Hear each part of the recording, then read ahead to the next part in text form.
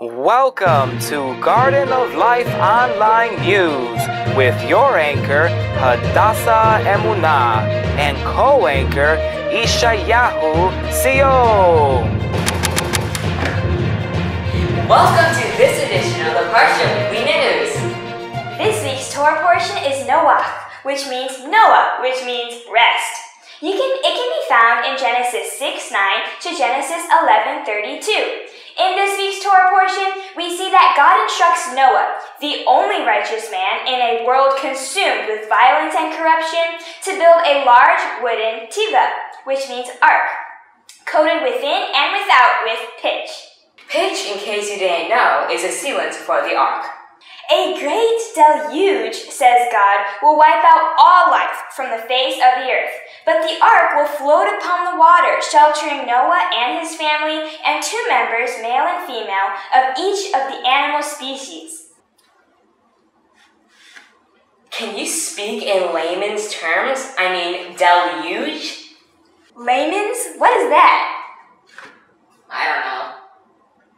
Deluge is a severe flood. Rain falls for 40 days and nights, and the waters churn. And the waters churn for 150 days more before calming and beginning to recede. The ark settles on Mount Ararat, and from its window, Noah dispatches a raven and then a series of doves to see if the waters were abated from the face of the earth. I mean abated. Abated means to become less intense or widespread. When the ground dries completely, exactly 1 solar year, 365 days, after the onset of the flood, God commands Noah to exit the tibia and repopulate the earth. It's tiva, not tibia, for your information. Noah builds an altar and offers sacrifices to God. God promises never again to destroy all of mankind because of their deeds and sets a rainbow as a testimony of his new covenant. God also commands Noah regarding the sacredness of life. Murder is deemed a capital offense, and while man is permitted to eat the meat of animals, he is forbidden to eat flesh or blood taken from a living animal.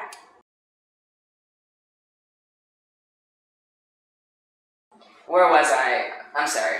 Noah plants a vineyard and becomes drunk on its produce.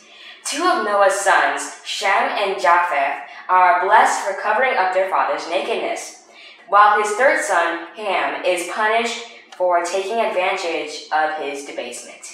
Debasement means to lower in status, esteem, quality, or character. The descendants of Noah remain a single people with a single language for 10 generations. Then they defy their creator by building a great tower to symbolize their own invincibility. God confuses their languages so that one does not comprehend the tongue of another.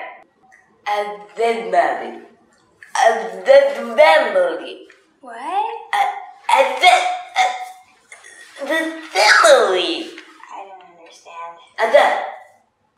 This confusion of languages causes them to abandon their project and disperse across the face of the earth, splitting them into 70 nations.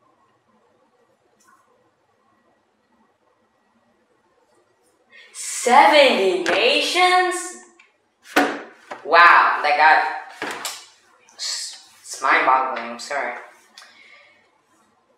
Anyway, the Parashat Noach concludes with a chronology of the 10 generations from Noah to Abram, later Abraham, and the latter's journey from his birthplace of Ur, Kazadim, to Charan, on the way to the land of Canaan. Well, this just about wraps up this edition of... Speaking of Noah, I just heard that Noah's getting off the ark, and he's willing to give us an exclusive interview. Let's switch over right now.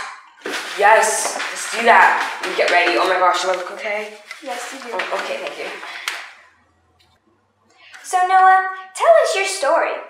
Why did you build an ark? Yeah, it's just and why did you build it I don't know. Yeah, why did you build it? Hashem asked me to build an ark. So I'll build one. long did it take you to build the ark? It took me 120 years. It was 3 stories high, and there was 900 rooms. So Noah, why did God want you to build an ark? People were living in sin. Giants were eating people. There was chaos everywhere. God wanted to save me and my family. He said we were righteous. Wait. So you're telling me that you actually walked with God? Indeed. So Noah, I'm having trouble imagining, but what was it like to be with all those animals in the ark? Smelly. Can't stand those elephants. So what are you going to do now that you're out of the ark, Noah? We're gonna build humanity again. Except this time, righteous one. For Hashem. So thank you so much, Noah, for your time. That was really amazing. Now, speaking of righteous descendants of Noah, not all of Noah's descendants stayed righteous. Here's some quick footage of Nimrod, one of Noah's descendants. I am King Nimrod, son of Cush, son of Ham. God have forgot about us, but we haven't forgotten about him. That's what I'm building, a tower to reach the heavens and put up my kingdom in top of his. With this coat that my grandfather gave me, that belonged to Adam, gives me the power and authority to rule over this whole world. We're going up, and no one can bring me down.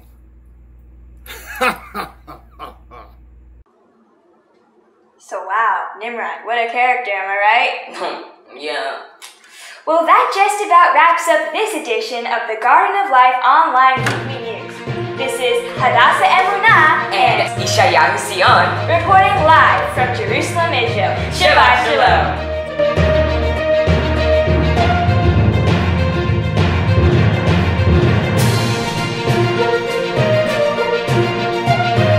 So to draw the Noach painting, first I want to start with the ark. I'm going to start at the tip right over here on the edge. So I'm going to start here and go down like this. And then I'm going to curve right here. You want it to make it too sharp of an angle. You want to kind of curve it like this. Then I'm going to keep going straight. And I'll stop right about there because the altar is going to go here in Noah. So I'm going to continue at the top now. So I'm going to start here, just go straight. I'm going to make that overhead go up, go down in an angle like this. Make it 3D by going up like that. Go forward, stop right here, and then go straight. Right about there. Okay, so the next thing I'm going to do is Noah. Okay, so Noah is standing on the ground, so he's going to start all over here on the bottom. So I'm going to start with his cloak. I'm just going to go up, straight up. Then I'm going to make his sleeve. So I'm going to go down in the angle, like this, go up, and then make his shoulder. Then I'm kind of going to make the outline of his beard. It's kind of like a V, almost. Like that. Then I'm going to make his other sleeve. Try staying as parallel to the other sleeve as possible. Down, like you want to stop in the same places. There, that, then like that. Okay, so now I'm going to draw his arms. So I'm going to start with this bottom one here. Kind of go up. That. not too high. Like this. I would do the other one first, so we can kind of like determine the height. Now I'm gonna make his hands. So for his hands, I'm just gonna make a little thumb. Like that. Go up. Kind of make like a mitten for his hands, like that. Same with the other one.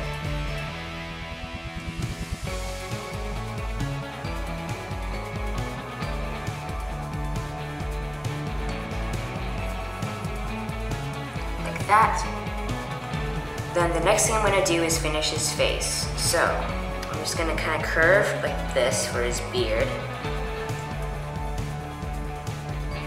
Then for his face, like where his beard meets his face, kind of go from here, go down, then curve up, then go straight a little bit, then go down, then curve up, like that. Then I'm going to make the rest of his face.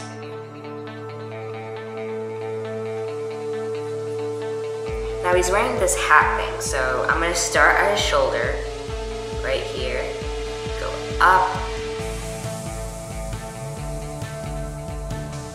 So halfway point of his face, I'm going to start curving down.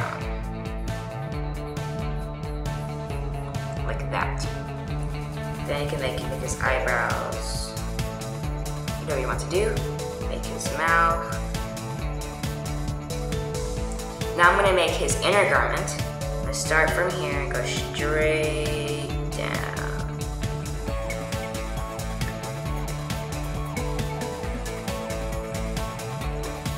Erase this outline of the ark inside. We don't want him to look like the ark's jabbing into him. It's going to look a little weird. So that.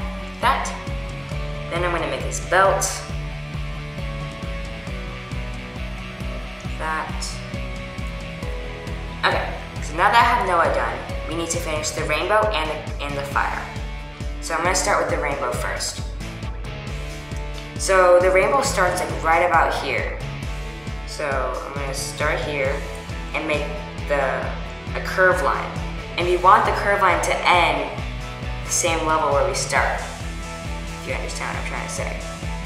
So we start here. And this is going to be the bottom of the rainbow, sorry. And like kind of right there. Then I'm going to finish by making more lines.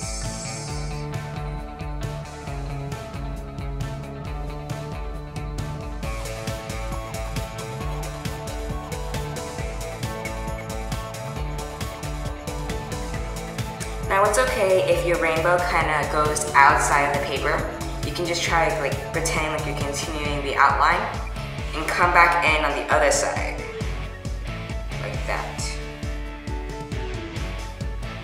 Okay, now that I have my rainbow, I'm going to start by making the altar. So I'm going to start at the bottom. You start making random rocks. You can make the rocks any shape you want.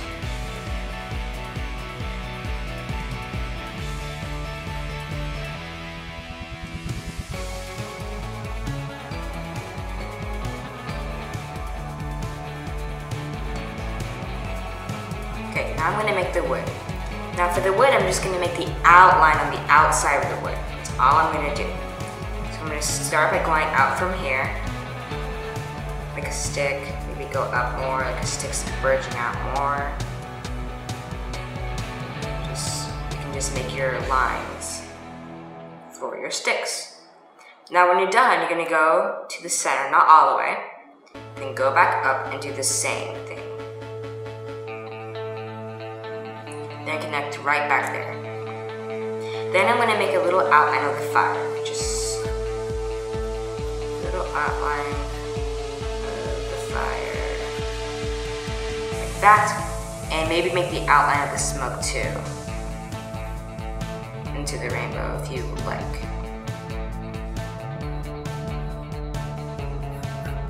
So like that. So then after that, I'm just going to continue the arc and connect it to the altar. Over here, as well. Stop at the smoke. Last few lines, I'm going to start this line and just keep going. Go behind Noah.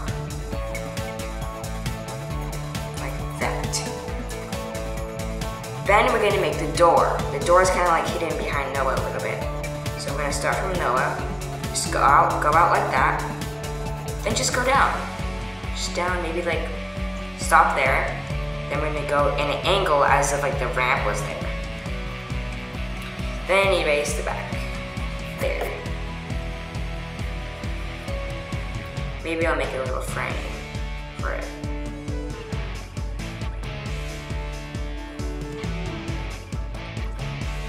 So that's it.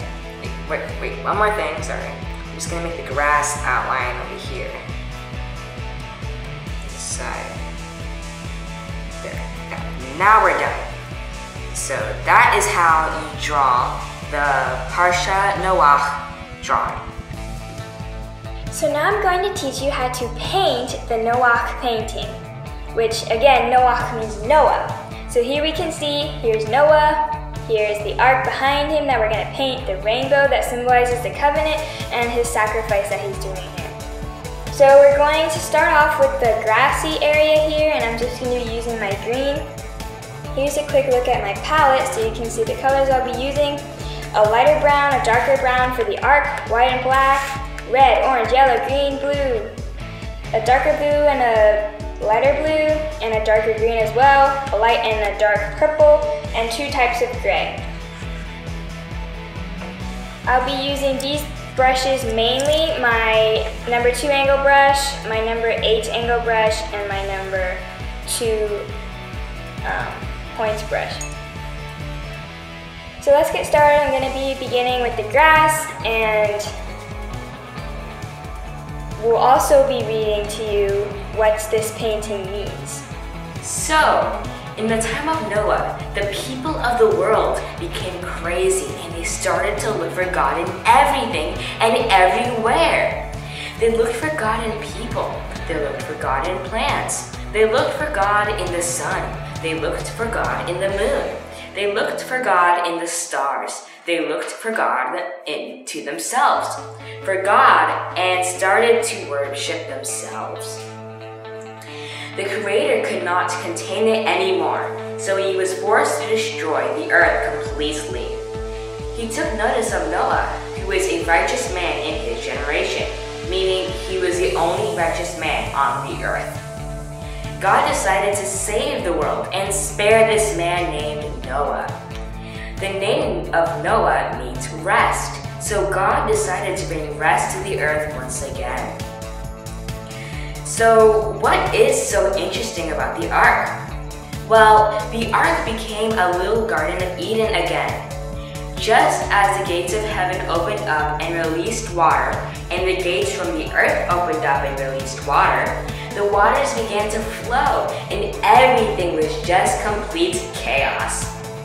Imagine people screaming. Imagine people were trying to jump on top of the ark. Imagine them trying to climb on the ark.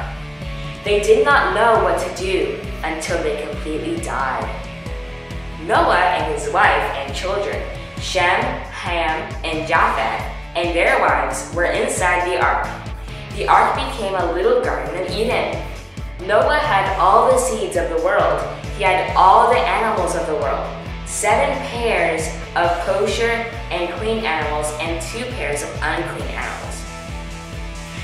So Noah had to live 1 whole year inside the ark, and throughout that whole year, he had to learn about the behavior of the animals.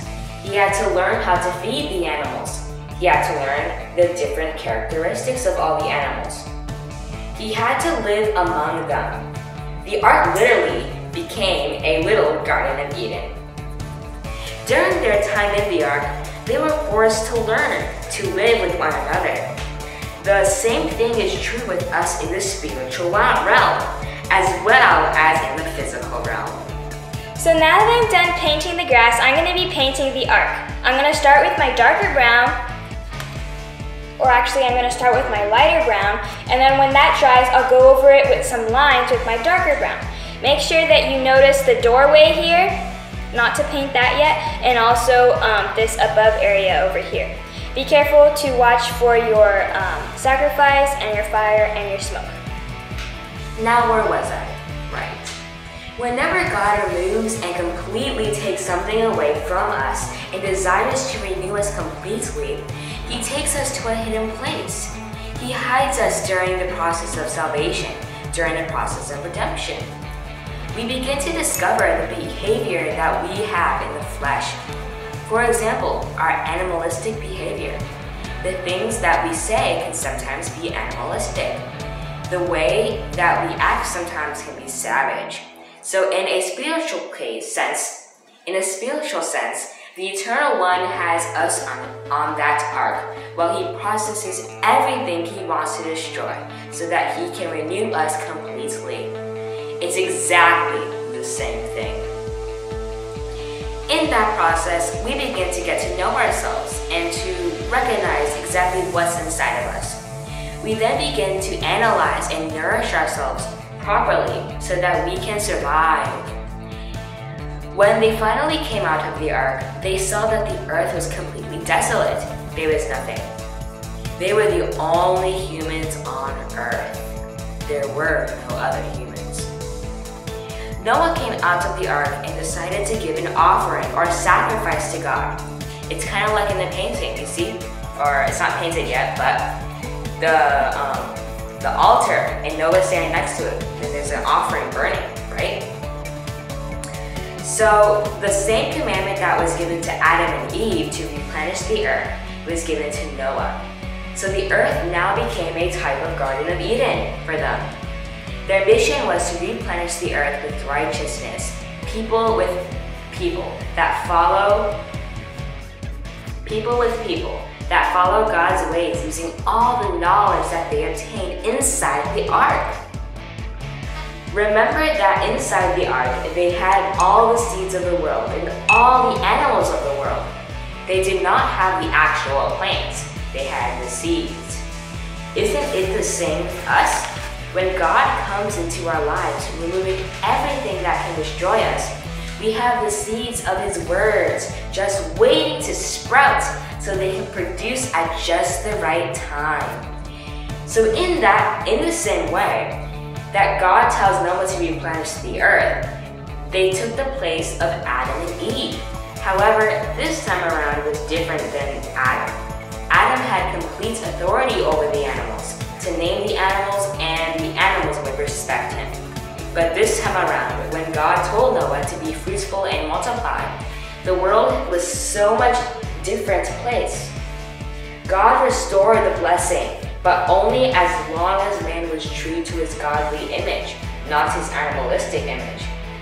Man didn't need to fear beasts unless he departed from his calling after the flood.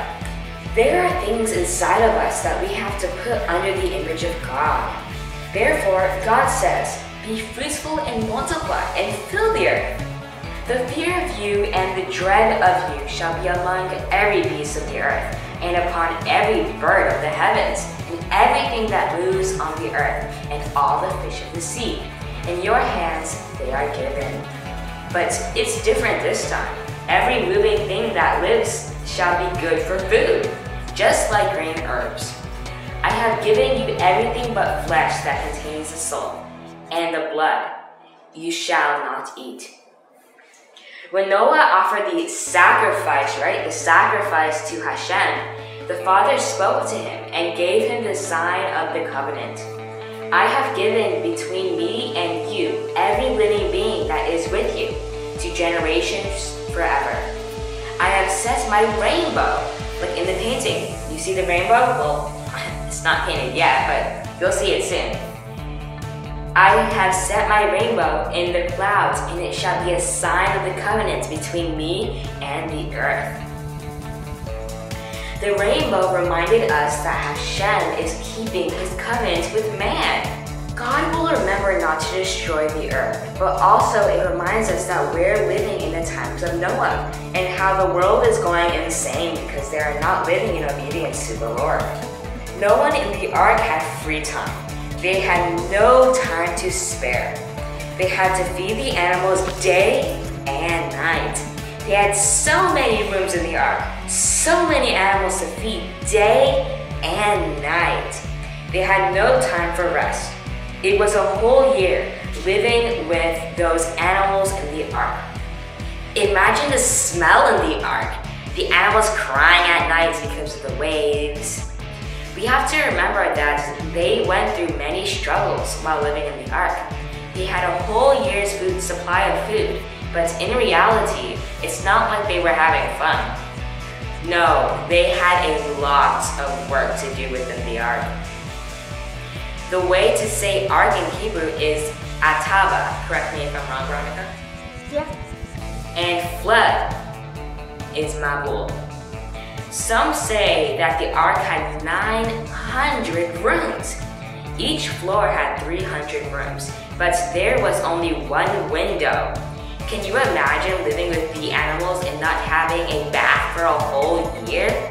You have to eat what you have and always feed the animals. Also, every color of the rainbow has a precious meaning. The first color of the rainbow is red, and it represents man and Adam. Man was created from the earth. Earth in Hebrew is Adam. Orange represents prophecy. If you look at orange, it's like a watered down red color. Yellow has to do with the sun and gold. The sun is yellow and it has to do with the things of the spirit. Gold is divine. It is a divine metal. So starting from red, the essence of man has been watered down orange, then become to green, which has to do with the tribe of Judah, and also plants and things that bear fruit. After man becomes watered down orange, he becomes like a tree, green. Blue represents the things of the heavens. Indigo is like a dark blue.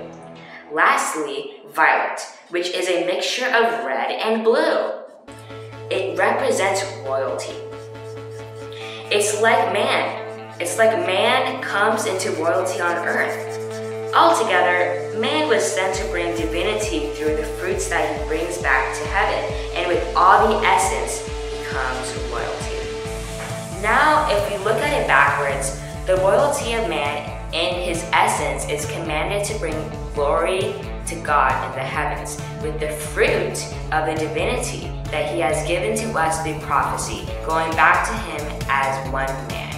Wow, that's powerful.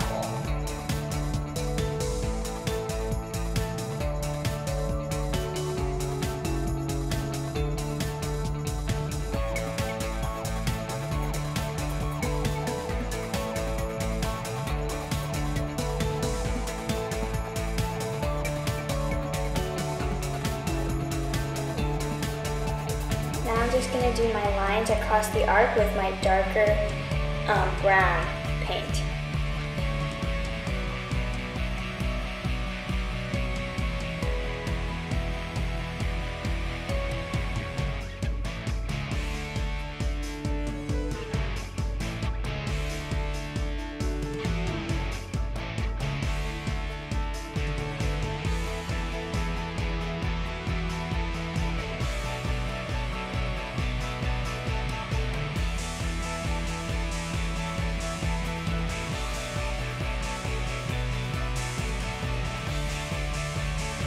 So now I'm just going to go over with the same color I did the lines, the border around the arc.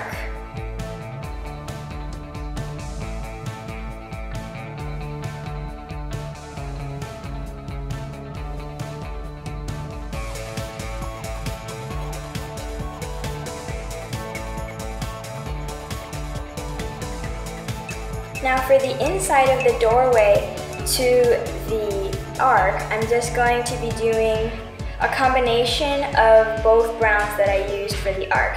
Mostly the lighter brown, not too much of the darker brown, but a little bit of the darker brown.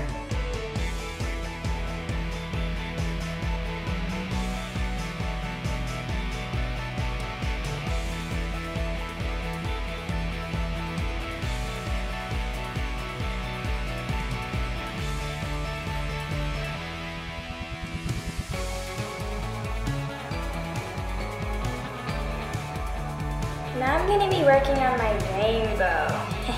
The hardest part. So this part is going to be a little bit difficult. I'm going to be going maybe a little bit over the lines that are already there. If you drew your own lines, feel free to stay within the lines as much as you want. I'm just going to be making them a little straighter. We're trying my best to, and if you didn't know, the colors of the rainbow go red, orange, yellow, green, blue. I'm going to be using these here. Indigo and violet are down here. So yeah, it starts at red, ends at this purple color here. So do as best as you can. I'm going to be using, again, my number 2 angle brush. I might switch to my other angle brush if I need to, but feel free to stay in the lines, go over the lines, do whatever you need to, and do your best.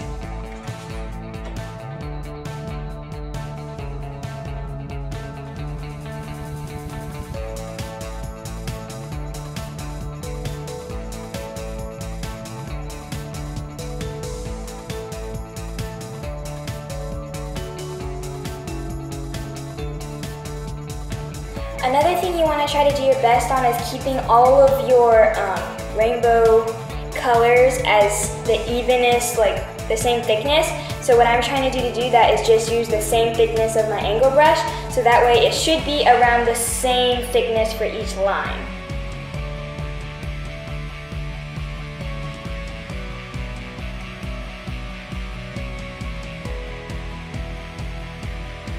So you see over here, orange is a little thicker, so I'm just gonna make this one over here thicker.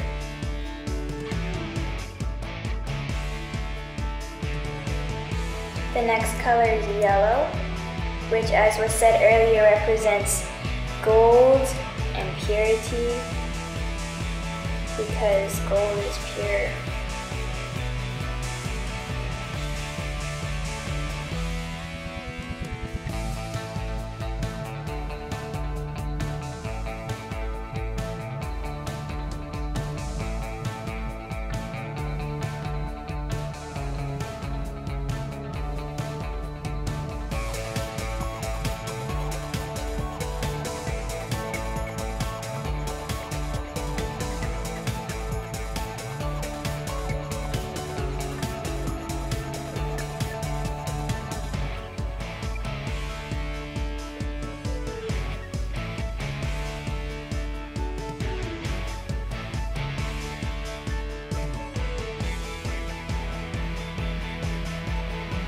So can you imagine?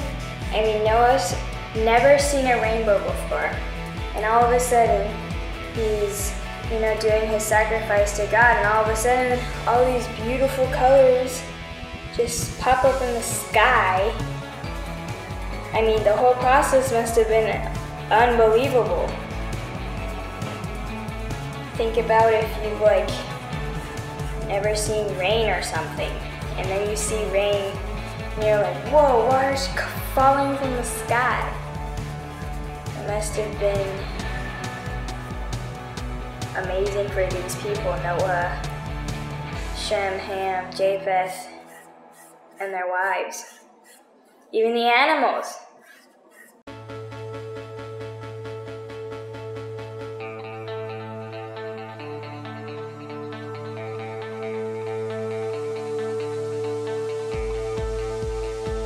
Next, I'm going to be working on Noah, his actual person. And just to do that, you can use whatever colors you want for his robe, but I'm just going to be using a dark green for his robe and his orange shirt on the inside, a brown belt, and a little brown headpiece here, gray beard, and his hands.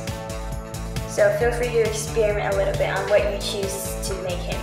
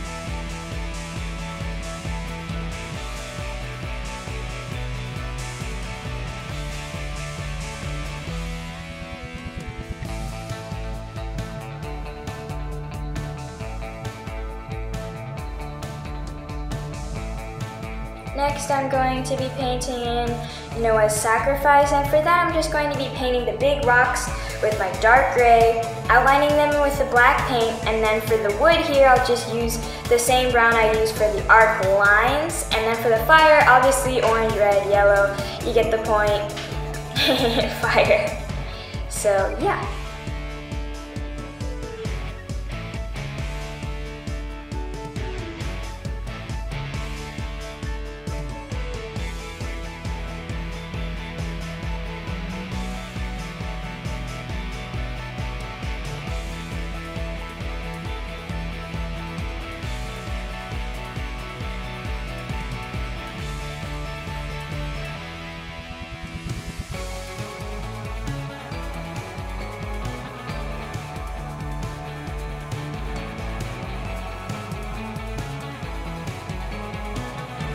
Make sure that your paintbrush is completely cleaned off before you start on your fire, because if you just did your rocks and wood and you do your fire, it's going to be pretty dark fire.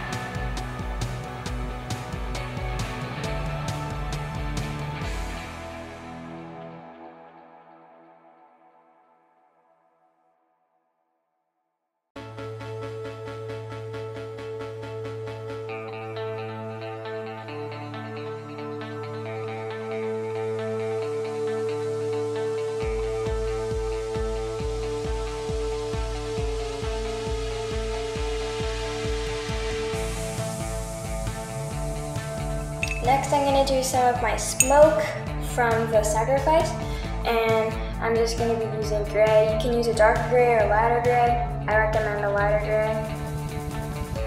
You can do it coming from everywhere, going into your rainbow, however you want to do the smoke. Going off the paper.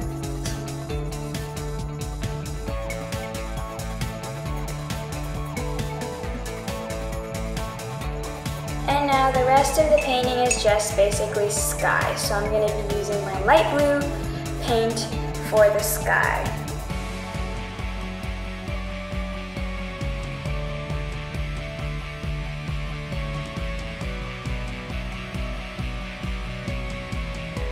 Make sure you get up in this corner, in the corner of the rainbow. If you still have space there for sky, go ahead and paint it in, both corners.